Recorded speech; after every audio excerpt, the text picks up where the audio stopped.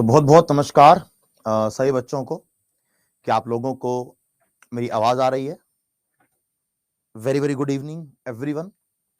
सुन पा रहे हो, देख पा रहे हो, यानी कि आवाज आ रही है, वीडियो क्लियर है, सब कुछ ठीक है? एक बार यस और नो बोल देंगे। आ रही है? आ रही है, बहुत अच्छी बात अगर आ रही है तो इसी के साथ साथ हम आज की क्लास को स्टार्ट करने वाले हैं। आज की क्लास में हमारे कुछ बच्चे वो भी हैं जिन्होंने इस क्लास को as a demo class join किया है, यानी कि अगर आप इस क्लास में जुड़े हैं तो आपके लिए हमारी एप्लीकेशन पर यह क्लास फ्री चल रही है कि जो बच्चा चाहे वो नए बैचेस के अंदर आके जुड़ सकता है और जुड़ने से पहले वो एक बार देख ले, टेस्ट कर ले कि यहां पर सही से पढ़ाया जाता है कि नहीं पढ़ाया जाता। राइट। तो इसी के साथ साथ क्लास को स्टार्ट करेंगे। बेटा, कौन से बैच में जुड़ना है, कौन से बैचेस अभी स्टार्ट हो रहे हैं, ये बताऊंगा मैं आपको क्लास के बिल्कुल एंड में। और आज की क्लास का हमारा टॉपिक है डिमांड एंड सप्लाई। क्या टॉपिक है बेटा? हमारा टॉपिक है डिमांड एंड सप्लाई, यानी कि मांग और आपूर्ति, यानी कि मांग और आपूर्ति। अगर इस पूरी दुनिया की अर्थव्यवस्था की बात करी जाए, इस पूरी दुनिया की इकोनॉमिक्स की बात करी जाए, तो ऐसा कहा जाता है कि इस दुनिया की पूरी इकोनॉमिक्स में अगर कोई सबसे इंपॉर्टेंट कॉन्सेप्ट है तो सबसे इंपॉर्टेंट कॉन्सेप्ट है आपका डिमांड एंड सप्लाई का, मांग तथा आपूर्ति का। पूरी दुनिया में जो भी इकोनॉमिक्स चल रही है वो इसी के बेसिस पर चल रही है। आपने कई बार नोटिस किया होगा कि जब हम बाजार में निकलते हैं तो बाजार में कई दुकानों पर सेम प्रकार की चीजें बिक्री होती हैं, सेम प्रकार की जीन्स बिक्री होती है, सेम प्रकार की शर्ट बिक्री होती है। जैसे अभी मार्केट में डिजिटल वॉचेस का एक क्रेज चला था, हर कोई डिजिटल वॉच पहन रहा है, हर कोई डिजिटल वॉच पहन रहा है, तो उसकी डिमांड थी।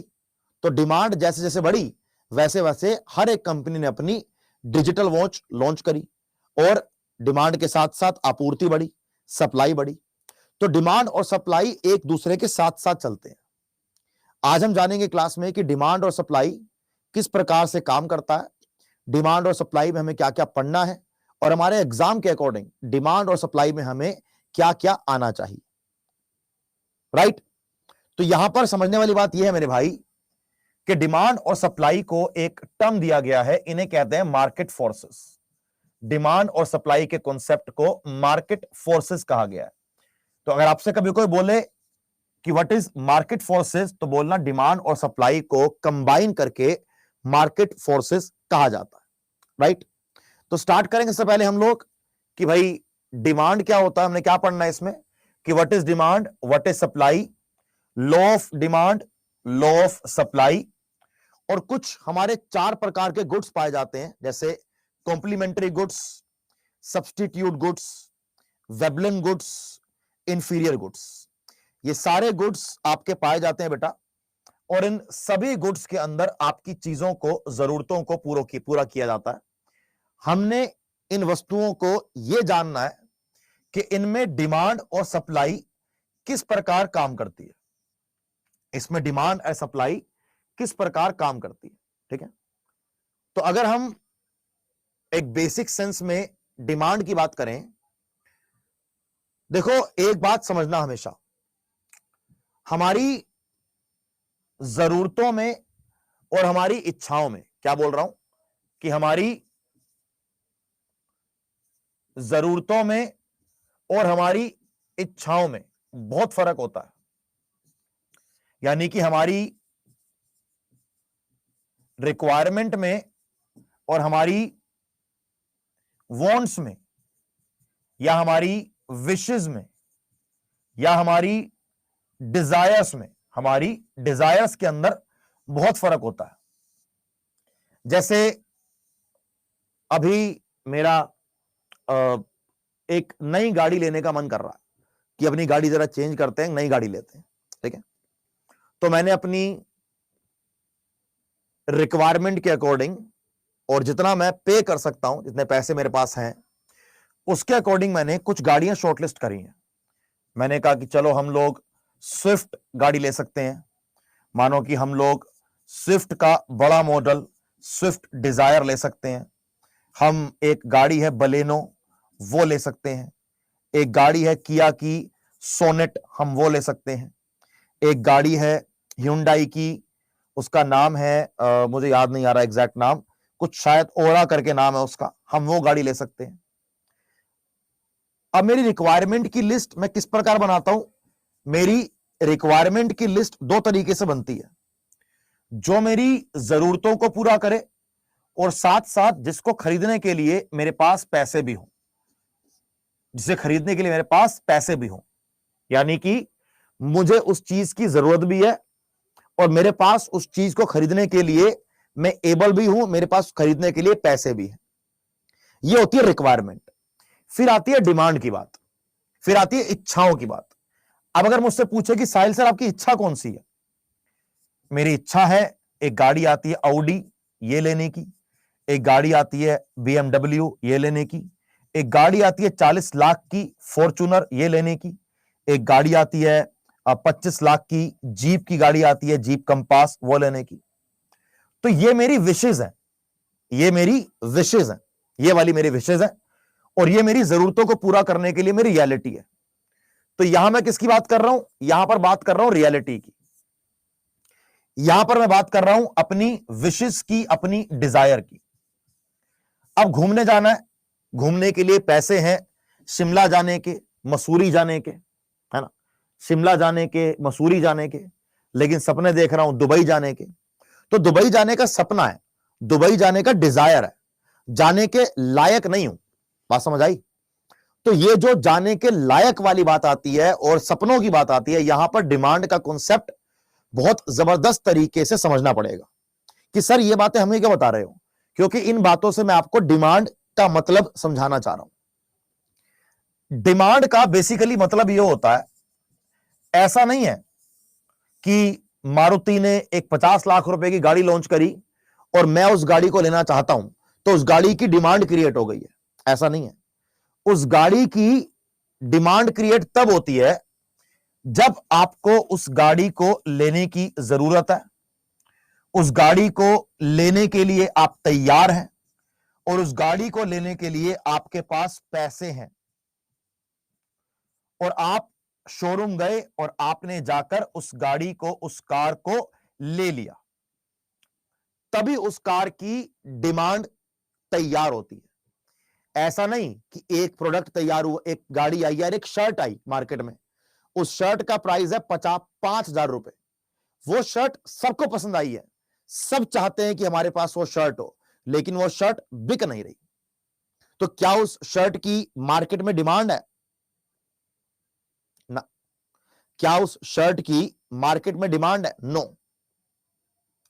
If you have the requirement for that product, you are ready to that product, you are willing to pay for that product, ये तीनों मिलकर किसी एक वस्तु की डिमांड को तैयार करते हैं। ये तीनों मिलकर किसी एक वस्तु की डिमांड को तैयार करते हैं। अब देखो, यहां पर डिमांड का डेफिनेशन यही दी हुई है, कह रहा है कि ये एक इकोनॉमिक प्रिंसिपल है, जिस प्रिंसिपल के अकॉर्डिंग कंज्यूमर अपनी डिजायर्स को, अपनी इच्छाओं को पूरा करने के लिए किसी वस्तु को परचेज करता है और उसको विलिंगनेस टू पे, उसके लिए पे करने के लिए भी तैयार है फॉर अ स्पेसिफिक गुड्स और सर्विसेज।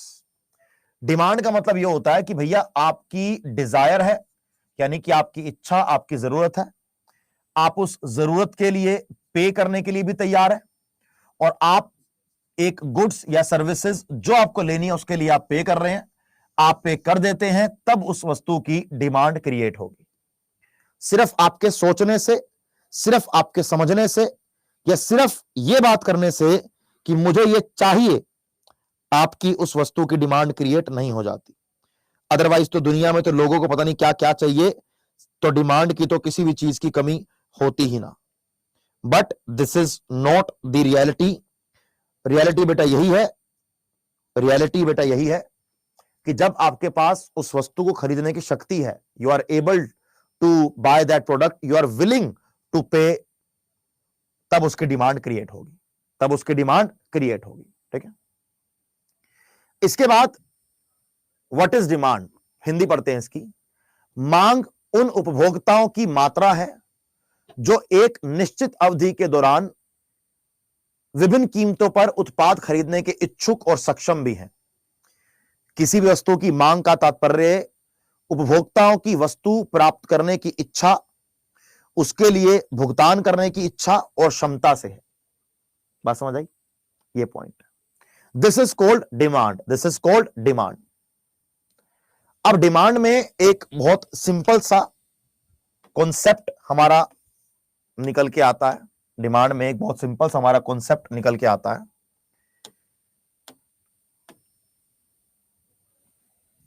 डिमांड का एक बेसिक रूल है बेटा कि जैसे जैसे किसी वस्तु की डिमांड बढ़ेगी, उस वस्तु का प्राइस बढ़ेगा। जैसे उस वस्तु की डिमांड बढ़ेगी, उस वस्तु का प्राइस बढ़ेगा। जैसे किसी वस्तु की डिमांड घटेगी, उस वस्तु का प्राइस घटेगा। प्राइस के बढ़ने को इन्फ्लेशन कहते हैं, प्राइस के घटने को डिफ्लेशन कहते हैं। प्राइस के घटने को डिफ्लेशन कहते हैं। एक कॉन्सेप्ट एक्स्ट्रा बता रहा हूं, उसको याद रखिएगा हमेशा कि जब मार्केट में मनी सप्लाई बढ़ती है तो उसके अकॉर्डिंग मार्केट में परचेजिंग पावर बढ़ती है। उसके अकॉर्डिंग मार्केट में परचेजिंग पावर बढ़ती है। परचेजिंग पावर के बढ़ने से मार्केट में डिमांड बढ़ेगी और डिमांड के बढ़ने से मार्केट के अंदर प्राइस बढ़ेगा। यानी कि मनी सप्लाई के बढ़ने से मार्केट में इन्फ्लेशन बढ़ती है। और इसी का बिल्कुल उल्टा कि मनी सप्लाई के घटने से मार्केट में इन्फ्लेशन घटती है। मार्केट में इन्फ्लेशन घटती है। ठीक है, यह आपका बहुत सिंपल तरीके का एक इकोनॉमिक्स का रूल है, जिस रूल के अकॉर्डिंग पूरी इकोनॉमिक पॉलिसीज काम करती है। पूरी इकोनॉमिक पॉलिसीज काम करती है। ठीक है, नेक्स्ट हमारा आता है सप्लाई। सप्लाई क्या होता है? सप्लाई का मतलब होता है कि भैया अगर सप्लाई ही नहीं करेंगे, अगर किसी चीज की आपूर्ति ही नहीं की जाएगी तो फिर उस वस्तु की डिमांड का फायदा नहीं है। तो डिमांड के अकॉर्डिंग उस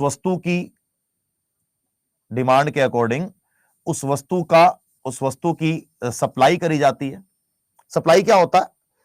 total amount of specific good और service that is available to consumers,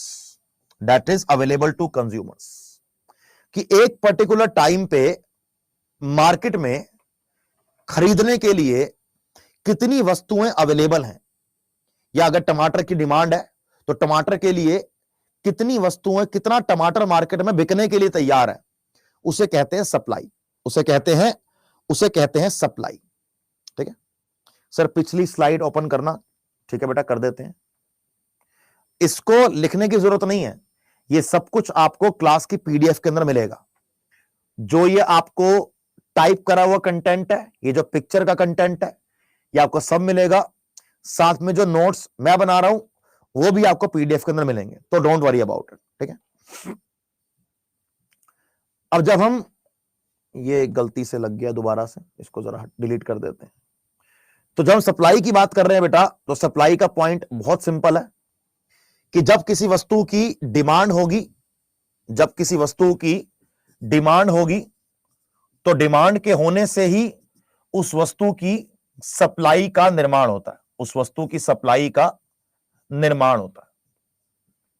ठीक है, अगर डिमांड नहीं है तो वस्तु की सप्लाई नहीं होगी, और इन दोनों को मिलकर मार्केट फोर्सेस कहा जाता है। क्योंकि बहुत सिंपल सा पॉइंट है, जिस वस्तु की मार्केट में डिमांड है उसी वस्तु की मार्केट में सप्लाई करी जाएगी। अब मानो मार्केट के अंदर बिग व्हाइट शर्ट रही है और मैंने अपनी दुकान में ऑरेंज कलर की शर्ट रखी हुई है, तो बेवकूफ कौन होगा? मैं या खरीदने वाला कस्टमर? मैं आऊंगा। कौन होगा? मैं आऊंगा। जब सीधी सी बात है कि भाई अगर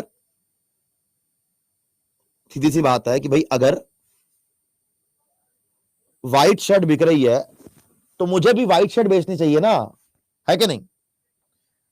ओके सर जी, बट हाथ के हाथ नोट्स बनाने ठीक रहता है, फिर बाद में पीडीएफ, वो आपकी खतरीजी मर्जी है अपनी, बट आप जो चाहे वो कर सकते हैं तन्मय जी, आपकी मर्जी है अपनी, ठीक है।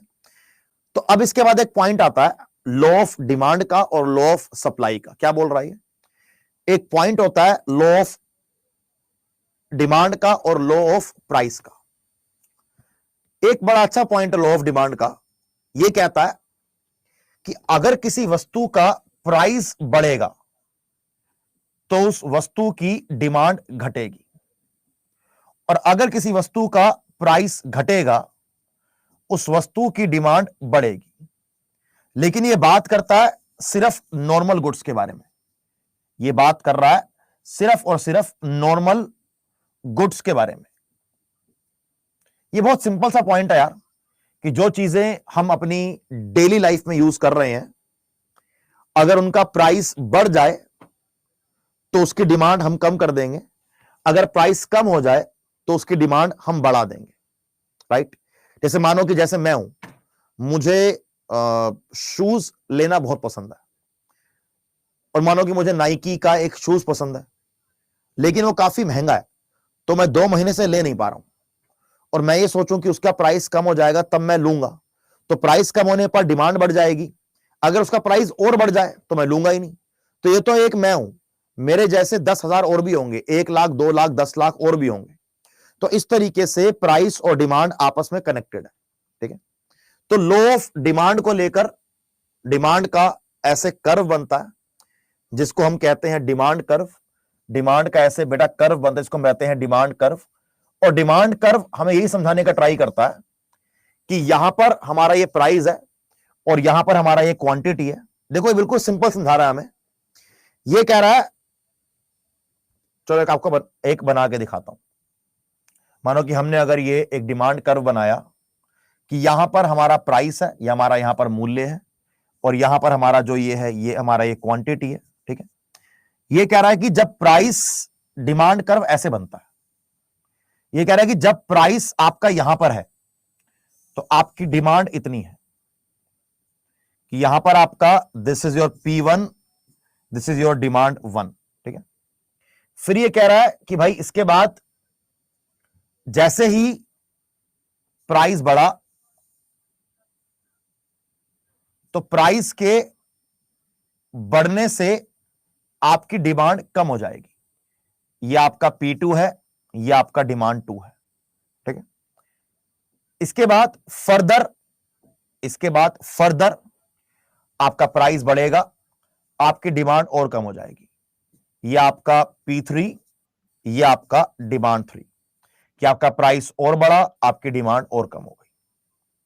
तो इस तरीके से हमें डिमांड कर्व यही समझाता है, हमें डिमांड कर्व यही समझाता है बहुत सिंपल तरीके से कि भाई जैसे जैसे वस्तु का प्राइस बढ़ेगा वैसे वैसे वस्तु की डिमांड कम हो रही है, जैसे जैसे वस्तु का प्राइस कम हो रहा है वैसे वैसे वस्तु की डिमांड बढ़ रही है।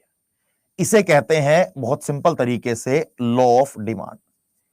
इसे कहते हैं बहुत सिंपल तरीके से लॉ ऑफ डिमांड। जैसे हमने अभी मनी सप्लाई और इन्फ्लेशन को लेके एक कॉन्सेप्ट समझने का ट्राई किया। हमने अभी मनी सप्लाई और इन्फ्लेशन को लेके एक कॉन्सेप्ट समझने का ट्राई किया था, लेकिन उस कॉन्सेप्ट को मैं चाहता हूं कि मैं आपको यहां पर थोड़ा सा और एक्स्ट्रा डिटेल में समझाऊं। सर समझा दो, कोई दिक्कत की बात नहीं है। तो हमारा जो डिमांड कर्व है, हमारा जो ये डिमांड कर्व है, जो मुझे समझा रहा है सिंपल तरीके से, जो मुझे बहुत सिंपल तरीके से समझा रहा है,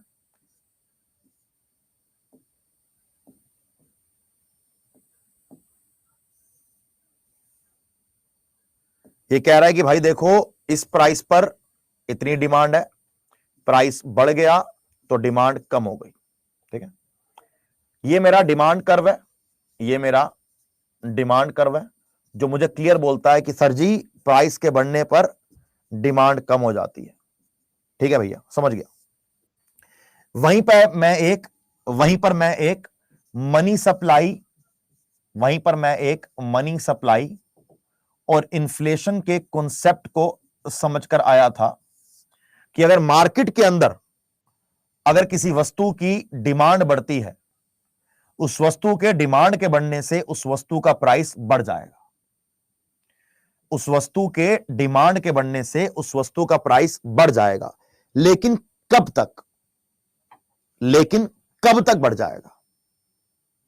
जैसे ही वस्तु की डिमांड के बढ़ने से वस्तु का प्राइस एक ऐसे लेवल पर चला जाएगा जहां पर लोग उसको अफोर्ड नहीं कर रहे,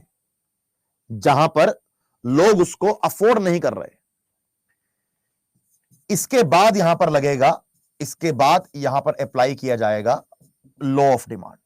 क्या लगेगा? इसके बाद यहां पर लगेगा कि लॉ ऑफ डिमांड यहां पर लगेगा। देखो भैया, प्राइस बहुत ज्यादा बढ़ चुका है, ऑटोमेटिकली वस्तु की डिमांड अपने आप कम हो जाएगी।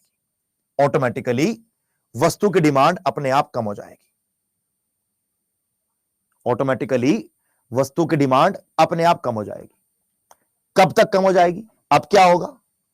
इसका सेकंड स्टेज होगा, अगेन इसका रूल। इसका अपोजिट रूल क्या है?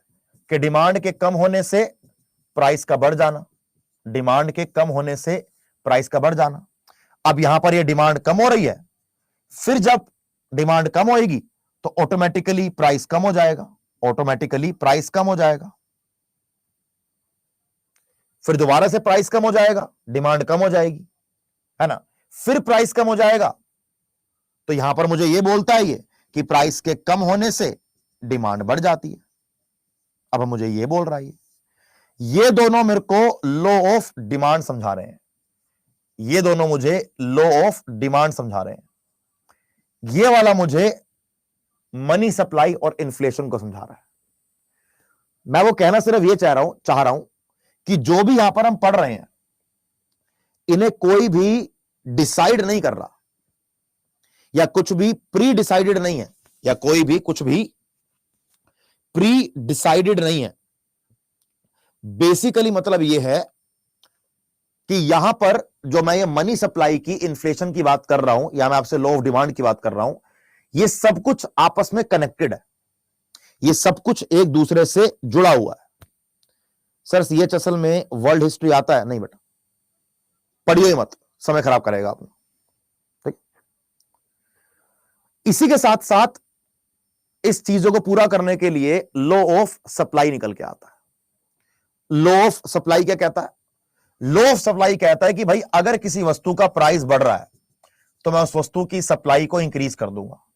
अगर किसी वस्तु का प्राइस कम हो रहा है तो वस्तु की सप्लाई को कम कर दिया जाएगा। मानो कि मैं एक दुकानदार हूं और मैं अपनी दुकान पर शर्ट बेचता हूं, मैं अपनी दुकान पर सॉक्स बेचता हूं, मैं अपनी दुकान पर जीन्स बेचता हूं, मैं अपनी दुकान पर कुर्ता पजामा भी बेचता हूं। ठीक है, एकदम से मेरे पास शर्ट की डिमांड बहुत तेजी से बढ़ जाती है। ठीक है, और डिमांड के बढ़ने से मैं शर्ट को ज्यादा प्राइस पर बेच रहा हूं और ज्यादा प्रॉफिट कमा रहा हूं। अगर मैं शर्ट पर ज्यादा प्रॉफिट कमा रहा हूं तो मैं डेफिनेटली ना यार, सॉक्स की जगह, जीन्स की जगह, कुर्ते पजामे की जगह ज्यादा फोकस शर्ट पे करूंगा। मैं दुकान पर ज्यादा से ज्यादा शर्ट मंगाऊंगा कि ज्यादा से ज्यादा शर्ट मंगाई जाए, ज्यादा से ज्यादा शर्ट बेची जाए और ज्यादा से ज्यादा क्या करा जाए?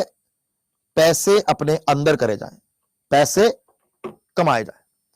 क्योंकि पैसे कमाने का मौका हमेशा नहीं मिलता, जब मौका मिलता है हम इसीलिए पैसा कमा लेते हैं, है ना?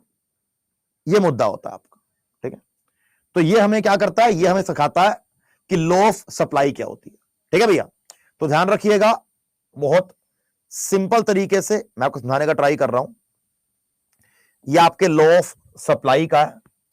इसके अंदर बहुत सिंपल आपको बताया जा रहा है कि what is law of supply, कि भाई अगर किसी वस्तु का प्राइस बढ़ रहा है, देखो पहले वस्तु का प्राइस यहां पर था तो वस्तु की सप्लाई इतनी थी, वस्तु का प्राइस बढ़ा, वस्तु की सप्लाई बढ़ी, वस्तु का प्राइस बढ़ा, वस्तु की सप्लाई बढ़ी। ठीक है, ये आपका प्राइस 1 है, ये आपकी सप्लाई 1 है, ये आपका प्राइस 2 है, ये आपकी सप्लाई 2 है, ये आपका प्राइस 3 है, ये आपकी सप्लाई 3 है। ठीक है, ये कहता है कि प्राइस बढ़ेगा तो वस्तु की सप्लाई बढ़ेगी, वस्तु का प्राइस घटेगा तो वस्तु की सप्लाई घटेगी, वस्तु की सप्लाई घटेगी। राइट, ये आपका लॉ ऑफ डिमांड और आपका लॉ ऑफ सप्लाई है। ठीक है, अब इसमें क्या होता है, इसके अंदर ये दोनों कॉन्सेप्ट समझने के बाद जो मेन कॉन्सेप्ट निकल के आता है उसे कहते हैं इक्विलिब्रियम, उसे कहते हैं इक्विलिब्रियम। कोई भी मार्केट, कोई भी प्रोडक्ट या कोई भी वस्तु उस पर्टिकुलर टाइम का वेट करती है जब एक ऐसा प्राइस आए जिस प्राइस में बेचने वाला भी खुश और जिस प्राइस में खरीदने वाला भी खुश। जैसे हम मार्केट में जाते हैं, हम कहते हैं भैया टमाटर क्या रेट दिए? कह रहा भैया 80 रुपए किलो। कह रहा भैया 80 तो महंगे हैं, क्या रेट दोगे? वो कहता है कि आप बताओ। कह रहा है कि 50 रुपए किलो लूंगा। कह रहा नहीं 50 तो बहुत कम है। फिर पूछते हो आप कि आप कितने का दोगे? कह रहा है कि चलो आप 60 रुपए किलो ले जाओ। कहता नहीं 55 लूंगा। ये करते करते करते करते 57 रुपए, 57 रुपीज एक ऐसा अमाउंट निकल के आता है जहां पर आप खरीदने के लिए तैयार हो और वो सामने वाला आदमी बेचने के लिए तैयार है। कि वो एक ऐसा पॉइंट है जहां पर डिमांड और सप्लाई आपस के अंदर मैच कर गई, कि उस पर्टिकुलर प्राइस पर आप 1 किलो टमाटर की डिमांड करने के लिए तैयार हो और उस पर्टिकुलर पॉइंट पर 1 किलो टमाटर की सप्लाई करने के लिए तैयार है। आप कहते कि नहीं भाई मैं तो 45 रुपए का ही खरीदूंगा, मैं तो 45 रुपए के खरीदूंगा 1 किलो। तो 45 रुपए के अंदर आप तो डिमांड क्रिएट करने के लिए तैयार हो, लेकिन सामने वाला सप्लाई क्रिएट करने के लिए तैयार नहीं है, तो वहां पर ट्रांजैक्शन पूरी नहीं होगी, वहां पर ट्रांजैक्शन पूरी नहीं होगी। सर प्राइस बढ़ेगा सप्लाई भी बढ़ेगी, कैसे? समझाया तो मैंने कि जैसे मानो कि मैं एक फैक्ट्री का मालिक हूं और मुझे पता है कि अभी शर्ट की डिमांड चल रही है और शर्ट की डिमांड पर मैं एक शर्ट पर 10 रुपए एक्स्ट्रा कमा रहा हूं, तो मैं एकदम से सप्लाई को बढ़ा दूंगा कि जितनी एक्स्ट्रा शर्ट बेचूंगा उतना पैसा ज्यादा आएगा। लेकिन रियलिटी यह है कि जब बहुत तेजी से सप्लाई बढ़ जाएगी तो अपने आप प्राइस कम हो जाएगा। तो इक्विलिब्रियम एक ऐसा प्राइस है, इक्विलिब्रियम एक ऐसा प्राइस है जिस प्राइस पर डिमांड और सप्लाई इक्वल होती है। इक्विलिब्रियम एक ऐसा प्राइस है बेटा जिस प्राइस पर, जिस आपके प्राइस पर जो डिमांड और सप्लाई है वो बिल्कुल आपको इक्वल देखने को मिलेगी। जैसे सर कैसे बनेगा ये इक्विलिब्रियम का ग्राफ, या सर क्या समझना चाहते हैं इसके अंदर आप? देखो भैया सिंपल है, ये मेरा डिमांड का ग्राफ है। ये कह रहा है कि भाई अगर ये कह रहा है कि अगर प्राइस बढ़ेगा तो डिमांड कम हो जाएगी। ये कह रहा है कि प्राइस अगर घटेगा तो डिमांड बढ़ जाएगी। ये मेरा लॉ ऑफ डिमांड की बात कर रहा है, ये मेरे लॉ ऑफ डिमांड की बात कर रहा है। ठीक है, ठीक है भैया, ये मेरे लॉ ऑफ डिमांड की बात कर रहा है। दूसरा आता है मेरा जो लॉ ऑफ, दूसरा आता है मेरा जो लॉ ऑफ सप्लाई की बात करता है। ये कह रहा है कि भाई अगर प्राइस बढ़ेगा तो मैं सप्लाई को बढ़ा दूंगा, अगर प्राइस कम होगा मुझे पड़ता नहीं खाएगा तो मैं सप्लाई को कम कर दूंगा। ये मेरा लॉ ऑफ सप्लाई है, ये मेरा लॉ ऑफ सप्लाई है। वहीं पर आया कि भैया इनमें से सारा पॉइंट सही है, लेकिन एट द एंड हमें वो प्राइस अटेन करना है जिस प्राइस पर डिमांड और सप्लाई दोनों बराबर हो, जिस प्राइस पर डिमांड और सप्लाई दोनों बराबर हो। तो मानो कि ये मेरा डिमांड कर्व बना, this is my demand curve, और इसके साथ मेरा ये सप्लाई कर्व बना, ये मेरा सप्लाई कर्व बना। तो यहां पर एक ऐसा पॉइंट निकल के आ रहा है जहां पर डिमांड कर्व और सप्लाई कर्व आपस में कनेक्ट कर रहे हैं, जहां पर डिमांड कर्व और सप्लाई कर्व आपस में कनेक्ट कर रहे हैं, ठीक है। इस पॉइंट पर मेरी डिमांड और सप्लाई दोनों बराबर हैं। इसी पॉइंट को इक्विलिब्रियम, इसी पॉइंट को इक्विलिब्रियम कहा जाता है। इस पॉइंट पर जो भी वस्तु का प्राइस है, उस प्राइस पर लोग खरीदने के लिए भी तैयार है, और इस प्राइस पर जो बेचने वाला दुकानदार है वो बेचने के लिए भी तैयार है। इसी कॉन्सेप्ट पर पूरी दुनिया में, इसी कॉन्सेप्ट पर पूरी दुनिया में इकोनॉमिक्स काम कर रही है, और इसी कॉन्सेप्ट पर पूरी दुनिया की शेयर मार्केट भी काम कर रही है, ठीक है भैया।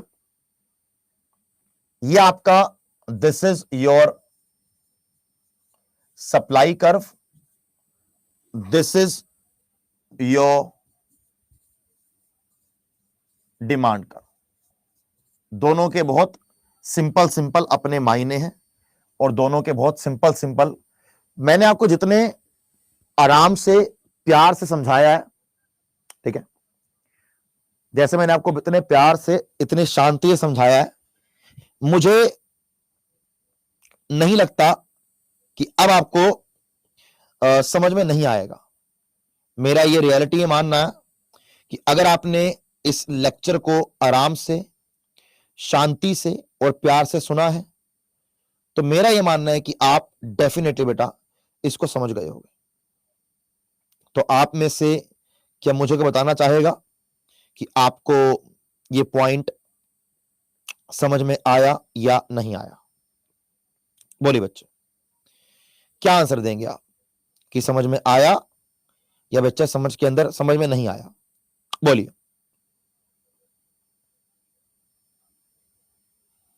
Any answer, any idea?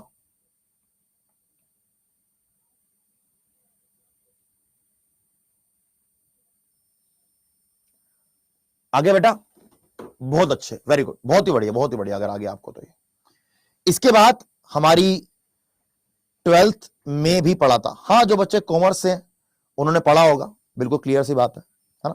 चलो, जैसे मेरे एक बार टीचर ने कहा था कि साहिल, पढ़ा हुआ कभी वेस्ट नहीं जाता, तो आज मैं वो चीज फील कर सकता हूं। मुझे याद है कि 12th में मेरे इकोनॉमिक्स में 95 मार्क्स आए थे, तो मैंने पूछा था अपने पापा से, क्या भाई 95 आते या 80 आते क्या फर्क पड़ता है? समझ तो कॉन्सेप्ट आ ही गए कि आप पढ़कर क्या फायदा हो जाएगा 12th में। तो मुझे मेरे टीचर ने कहा था कि बेटा, जो पढ़ रहा है ना, तुझे भी नहीं पता कि ये तेरा किस समय काम आएगा, अब देख लो। उसी से आज तुम्हारे भाई का जीवन चल रहा है ना, जिंदगी की मौज काट रहा हूं मैं। अच्छा, 8 से करी थी, साथ में इको थी। मेरे पास कॉमर्स में इकोनॉमिक्स थी, मेरे पास कॉमर्स में इकोनॉमिक्स थी। वेरी गुड, आ जाओ भैया। हाँ, बिल्कुल सही धीरज जी, रोजी रोटी चल रही है, यही कहना चाहता हूं मैं अभी। आइए, इसके बाद ये आ गया हमारा मार्केट इक्विलिब्रियम, ये आप समझ चुके ऑलरेडी। अब आता है टाइप्स ऑफ गुड्स। यहां पर हमें 4 प्रकार की वस्तुओं को समझने का ट्राई करना है, और हमारी ये 4 प्रकार की वस्तुएं होती हैं। इनमें आपको मैं एक एक करके समझाऊंगा। मेरे ख्याल से आप में से कुछ लोगों ने इनका नाम सुना होगा कि कॉम्प्लीमेंट्री गुड्स क्या होते हैं, सब्स्टिट्यूट गुड्स क्या होते हैं, वेबलन गुड्स क्या होते हैं, इंफीरियर गुड्स क्या होते हैं, और इसी के अंदर आता है एक गिफन गुड्स। इसी के अंदर आता है एक गिफन गुड्स कि ये सारी वस्तुएं कौन कौन सी होती है। मेरा ये मानना है कि आपने ये सब कुछ ऑलरेडी पढ़ा होगा, राइट। चलिए, मतलब आपने पढ़ने के लिए सुना तो होगा। तो पहले हम बात करेंगे यहां पर कॉम्प्लीमेंट्री गुड्स के बारे में। क्या करेंगे बेटा? हम बात करेंगे पहले यहां पर कॉम्प्लीमेंट्री गुड्स के बारे में, पूरक वस्तुओं के बारे में। First we are going to talk about complementary goods, यानी कि पूरक वस्तुएं, ठीक है गुरुजी, आगे बढ़े। देखो, कॉम्प्लीमेंट्री वस्तु का मतलब यह होता है, जैसे हमारे पापा और हमारी मम्मी, हमारे पापा मम्मी के बिना वो दोनों अधूरे हैं, है ना। जैसे एक घड़ी और घड़ी के अंदर का सेल, जैसे एक पेन के अंदर की इंक, जैसे हमारा जीवन और हमारे पेरेंट्स, अपनी जीवन को हम अपने पेरेंट्स के बिना इमेजिन कर ही नहीं सकते हैं। कर सकते हैं क्या? कर सकते हैं। मुझसे नहीं किया जाता, मुझे बाकियों का नहीं पता, है ना। तो जैसे पेट्रोल और पेट्रोल से चलने वाली गाड़ी, पेट्रोल और पेट्रोल से चलने वाली गाड़ी, जैसे इंक, और इंक यूज होती है पेन में, इंक यूज होती है पेन में, ठीक है। और कुछ, और कोई एग्जांपल देना चाहोगे? Very good. जैसे आपके शूज, आपकी सॉक्स, और कुछ, और कुछ। जैसे पहले आपके कैमरे आते थे, कैमरे, पहले के कैमरास में आपकी एक रील डलती थी, रील, जिस रील से आप फोटो खींचते थे। अब तो आपके डिजिटल कैमरास है ना, पहले आती थी रील। कह रहा समोसा चटनी, क्या बात है बेटा, वेरी गुड। तो इन सब में एक बड़ी कमाल की बात यह होती है, ये सारे एक दूसरे पर डिपेंडेंट है, ये सारे एक दूसरे पर डिपेंडेंट है। आपको पेट्रोल वाली गाड़ी खरीदनी है तो आपको पेट्रोल डलवाना पड़ेगा। आपको पेन खरीदना है तो आपके पेन में इंक डेफिनेटली चाहिए। आपको शूज पहनने हैं तो आपको सॉक्स चाहिए। आपको उस कैमरे से अगर फोटो खींचनी है तो आपको कैमरे वाली रील चाहिए। ये पहले की बात है, रील वाली बात। यानी कि इसमें क्या होता है, इसमें दोनों वस्तुएं, इसमें जो हमारी कि both the goods are dependent on each other, are dependent on each other, कि दोनों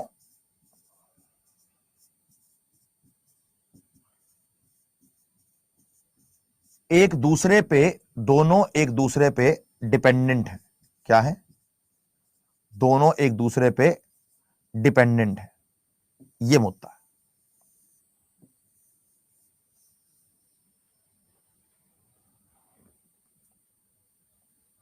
ठीक है ना भाई?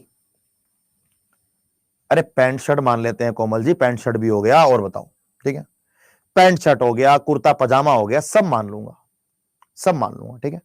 चलो, बात समझ आ गई? ये मुद्दा है।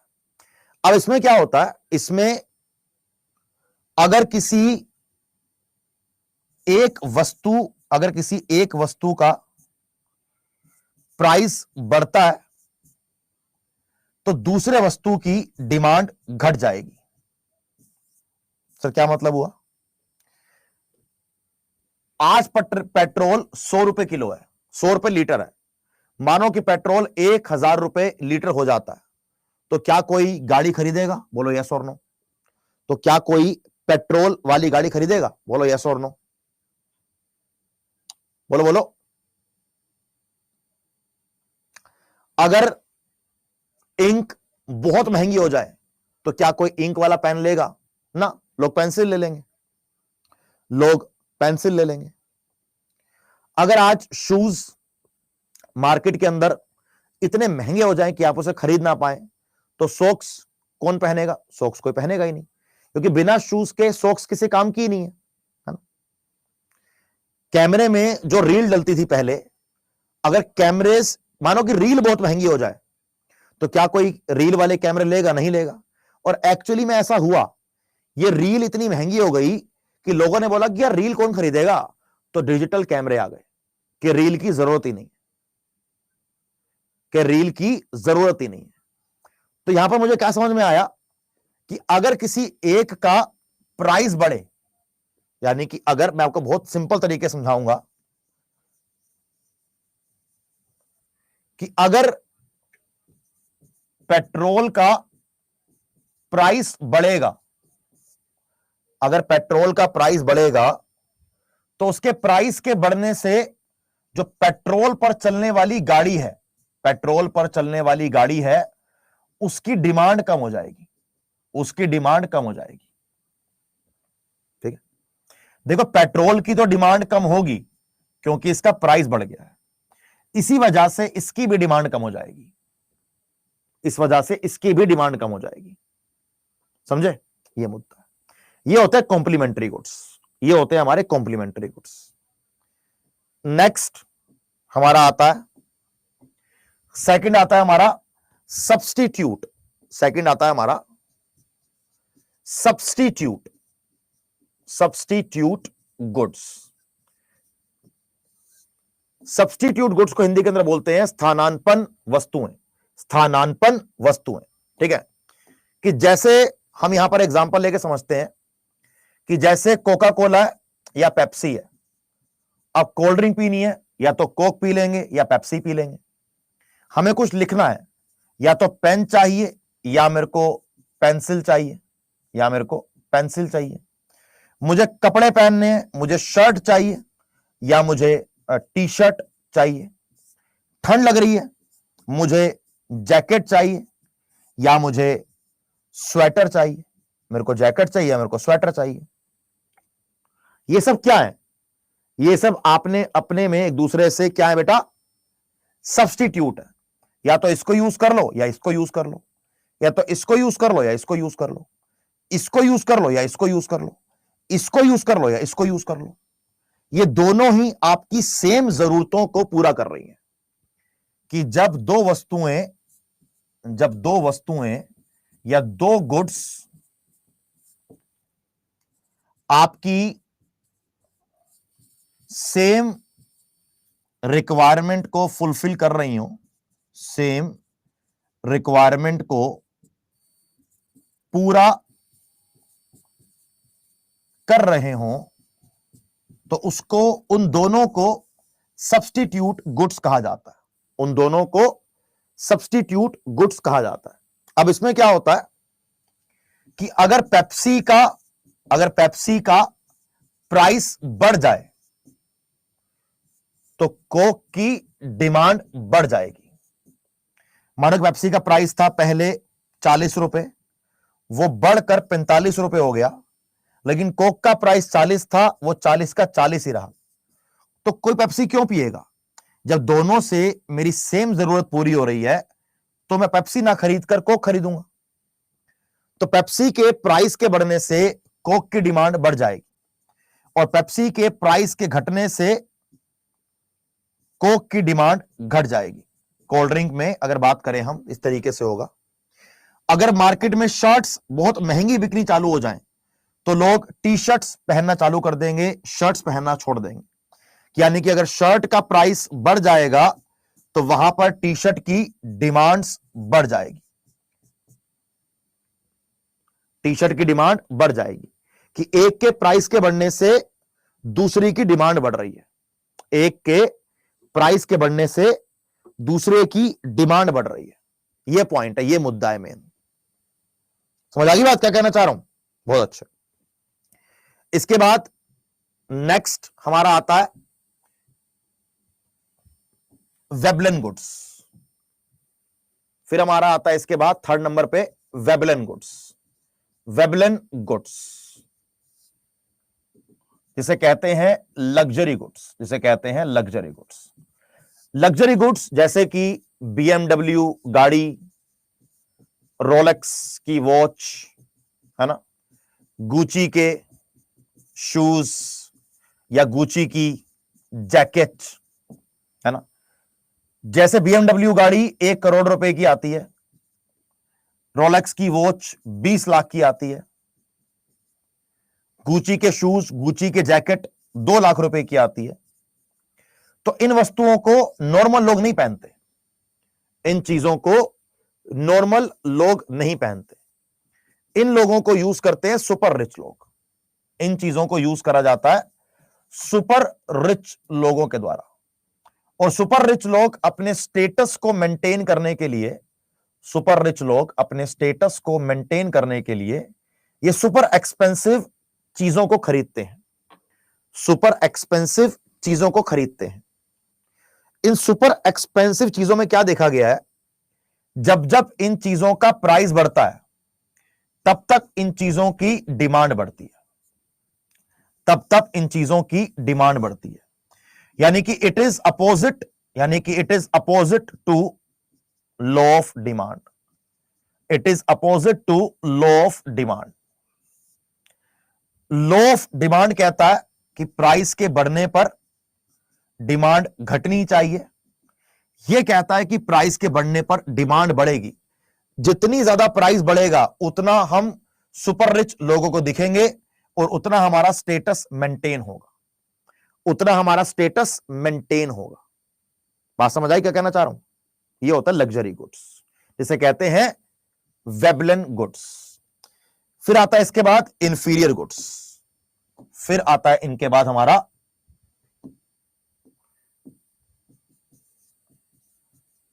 Inferior goods. इंफीरियर गुड्स का मतलब होता है उन वस्तुओं से, जैसे एग्जांपल लूंगा मैं आपसे सेकंड हैंड बाइक, एग्जांपल लूंगा मैं आपसे जैसे सेकंड हैंड बाइक। ये सेकंड हैंड बाइक की अगर मैं आपसे बात करी जाए तो सेकंड हैंड बाइक आप में से कोई खरीदना चाहता है? बताओ मेरे को। जैसे आप में से कोई अगर मैं बोलूं कि यार पैसे कमा के ना बहुत सारे सेकंड हैंड बाइक लेंगे, ऐसा कोई सोचता है क्या दुनिया में? है कि सेकंड हैंड फोन लूंगा, दुनिया आईफोन का 15 मॉडल ले रही है, मैं आईफोन का 12 मॉडल ले लूंगा क्योंकि वो सस्ता है। तो जैसे सेकंड हैंड बाइक हो गई, जैसे हमारा सेकंड हैंड हमारी कार हो गई, जैसे हमारा सेकंड हैंड हमारा मानो कि फोन हो गया, जैसे मानो कि हमारे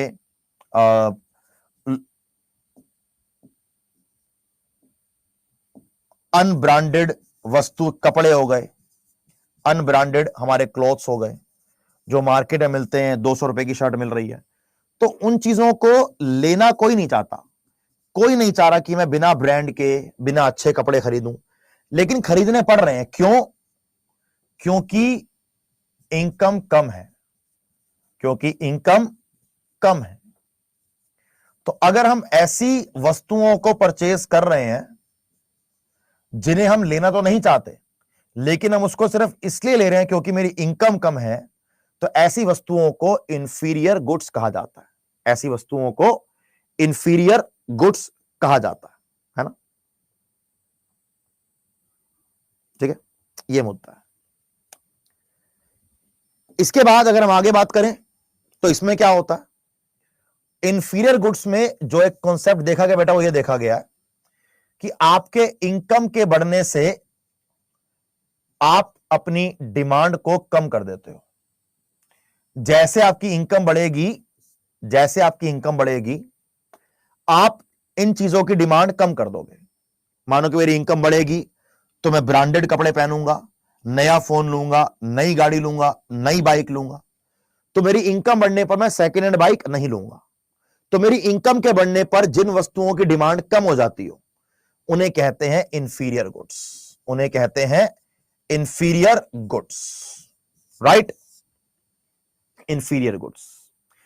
अब आप लोगों के लिए मेरे पास एक होमवर्क है, आप लोगों के लिए मेरे पास एक होमवर्क है।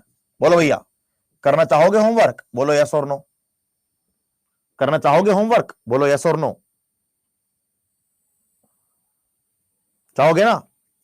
हमने बहुत सारे गुड्स पढ़े, हमने एक गुड्स नहीं पढ़ा जिसे कहते हैं गिफन गुड्स, जिसे कहते हैं गिफन गुड्स। जितना मैंने पढ़ाया आपको, मेरा यह मानना है कि आपको यह समझ में आ जाएगा। तो आपका यह होमवर्क है कि आपका यह होमवर्क है कि आपने गिफन गुड्स को समझना है। और मुद्दा यह नहीं है कि मैं आपसे किसके लिए क्वेश्चन पूछूंगा, मैं चाहता हूं कि इस पर्टिकुलर एक टाइप के नोट्स आप अपने आप खुद बनाएं और ट्राई करें इसको समझने का और अपने नोटबुक में लिखने का। अगर किसी को समझ में नहीं आएगा तो मेरा आपसे वादा है कि मैं आपको समझा दूंगा, लेकिन मैं चाहता हूं कि आप इसका होमवर्क करें, आप इसका होमवर्क करें, ठीक है? इसके बाद आप में से जो बच्चा हमारे इस सेशन को एज अ डेमो क्लास देख रहा है, मैं आपसे पूछना यह चाहता हूं कि आप इस समय अपनी लाइफ में किस किस एग्जाम की तैयारी कर रहे हो? आप कौन से एग्जाम की तैयारी कर रहे हो? बताओ मुझे। आप डेमो देख रहे हो, नहीं देख रहे हो? कौन से एग्जाम की तैयारी कर रहे हो मुझे ये बताओ। CHSL, अच्छा। एक बच्चा कह रहा है कि मैं MTS की तैयारी कर रहा हूं, मैं CHSL की तैयारी कर रहा हूं। और बेटा? CGL की तैयारी कर रहे हो, CGL की तैयारी कर रहे हो। और बेटा? MTS की तैयारी कर रहे हो, स्टेनो की तैयारी कर रहे हो। वेरी गुड, बहुत अच्छे। यानी कि आप में से मेजरली बच्चे SSC के एग्जाम्स की तैयारी कर रहे हैं, ठीक है। तो देखो यार, बहुत सिंपल सी बात है, कुछ समझाता हूं मैं आपको अभी अपनी वेबसाइट पर लेके चलूंगा, हमारी अड्डा 24/7 की। ये हमारी वेबसाइट है। यहां पर आप किसी भी एग्जाम की तैयारी कर रहे हो, आपको इसके लिए बैच मिल जाता है। जिन्होंने बैच लिया हुआ है वेरी गुड, जिन्होंने नहीं लिया मैं उसके लिए बता रहा हूं।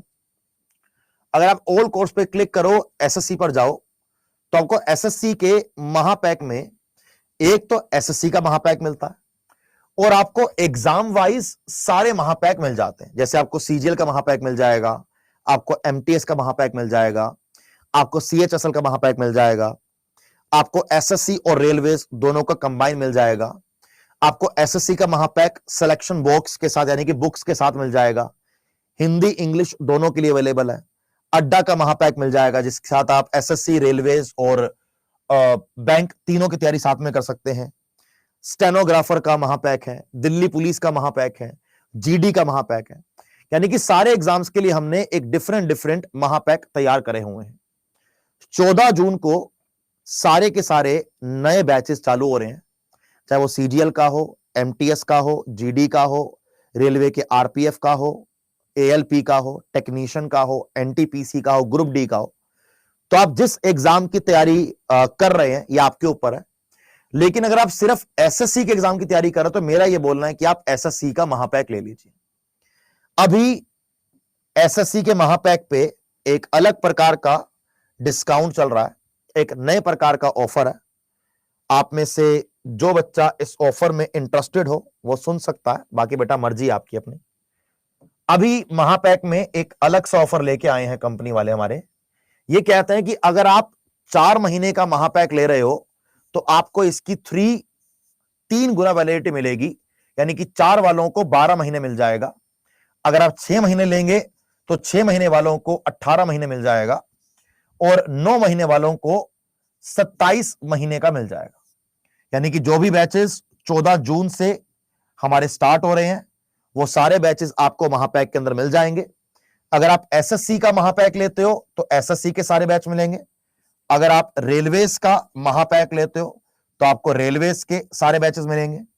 अगर आप SSC प्लस रेलवेज जो दोनों का कंबाइन महापैक है बेटा वो लेते हो तो आपको दोनों के बैचेस मिलेंगे। अब इसके बाद 18 महीने वाला अगर आप मान ले आप लेते हो तो 18 महीने तक आपका जो महापैक है उस महापैक के अकॉर्डिंग जो भी नया बैच आएगा उस बैच का आपको कोर्स मिल जाएगा। मानो आपने SSC का महापैक लिया तो आने वाले 18 महीने में SSC वर्टिकल में कोई भी नया batch, test series, VOD batches, ebook जो भी आएगी यू विल गेट एवरीथिंग। अब सर इन तीनों में से कौन सा लें? अगर आप मेरी सलाह मानना चाहते हो बेटा तो आप 18 महीने वाला चूज करो, क्योंकि मेरा मानना है किसी एग्जाम के सिलेबस को कवर करने के लिए 18 महीने का बहुत जरूरी है। तो 18 महीने पर क्लिक करेंगे और क्लिक करने के बाद यहां पर हम बाय नाउ पर क्लिक करेंगे, डिस्काउंट कोड लगाएंगे Y724, अप्लाई करेंगे। 2529 रुपए का आपको SSC का महापैक मिल रहा है। 2529 का आपको SSC का महापैक मिल रहा है। CGL का महापैक 2200 रुपए का है, MTS का महापैक 1000 रुपए का है। तो अगर आप ऐसे अलग अलग एग्जाम्स का महापैक लेंगे तो फिर तो बेटा कोई पॉइंट नहीं है, तो बहुत महंगा पड़ जाएगा। इसीलिए अगर आप 2024 में और 2025 में SSC की एक सरकारी नौकरी पर नजर रखकर बैठे हैं तो बेटा आप मेरे कहने पर SSC का महापैक ले लीजिए। ये जो फीचर है, ये जो हमारा आज का डिस्काउंट है, ये आज के लिए है। कल के लिए है और परसों के लिए, ठीक है। तो मन बना लो, जब मन करे ले लो। सर ये सब मिलेगा कैसे, इसकी सर फीस कैसे कम हुई है? अगर आपने Y724 अगर आप ये डिस्काउंट कोड लगाते हैं, अगर Y724 अगर आप ये डिस्काउंट कोड लगाते हैं तो आपको 2599 रुपए का SSC का महापैक मिल जाता है। तो आपको 2599 रुपए का SSC का महापैक मिल जाता है। साथ साथ आपको मेरी तरफ से 1000 MCQs की ई बुक मिल जाएगी। यह आपके लिए मेरी तरफ से बिल्कुल गिफ्ट होगी बैच को ज्वाइन करते हैं। ये बच्चे SSC का महापैक है। मैं आपको दिखा देता हूं कि रेलवे के महापैक की क्या फीस है, मैं आपको वो दिखा देता हूं। अगर आप चलेंगे यहां पर दोबारा रेलवे का महापैक, यहां पर क्लिक करेंगे, यहां पर क्लिक करके आप बाय नाउ पे क्लिक करो। अच्छा, बाय नाउ करने से पहले ना यहां पर 18 महीने पे क्लिक कर लेना, तो फीस अपने आप कम हो जाएगी। तो बाय नाउ पे क्लिक करो, डिस्काउंट कोड लगाओ Y724, अप्लाई करो। सिर्फ 1400 रुपए में, कितने में? सिर्फ 1400 रुपए में आपको रेलवे का महापैक मिल रहा है। कितने महीने के लिए? 18 महीने के लिए। Discount code Y724, discount code Y724, वही 1000 आपको MCQs की ई बुक बिल्कुल फ्री मिलेगी। साथ में अगर SSC और रेलवेज दोनों की तैयारी कर रहे हो तो दोबारा जाएंगे यहां पर रेलवेज में, रेलवे के महापैक में यहां क्लिक करेंगे। तो सर SSC और रेलवे दोनों का महापैक कितने का मिलेगा? दोबारा से बोल रहा हूं, यहां पर 18 महीने पर क्लिक कर लेना। बाय नाउ पे क्लिक करो, अगेन डिस्काउंट कोड वही का वही लगेगा Y724, अप्लाई करो। 3679 की फीस में, 3679 की फीस में आपको आने वाले 18 महीने SSC या फिर रेलवेज इन वर्टिकल के लिए कोई भी नया बैच अगर हम लेके आते हैं और आपने अगर Y724 ये डिस्काउंट कोड लगाया तो आपको मेरी तरफ से 1000 MCQs की ई बुक बिल्कुल फ्री मिलेगी और साथ साथ आपको SSC और रेलवेज का हर बैच फ्री। जो बैच आएगा आने वाले 18 महीने तक, उनकी टेस्ट सीरीज, उनकी VOD बैचेस, सब कुछ खत्म हो जाएगा। यानी कि जो भी नया बैच आएगा you will get that batch. जितनी मर्जी बार चाहे सिलेबस कवर करो, जितनी मर्जी बार चाहे बच्चे आप अपना रिवीजन करो। तो आज के लिए इतना ही। All the very best to all of you. जय हिंद, बाय बाय।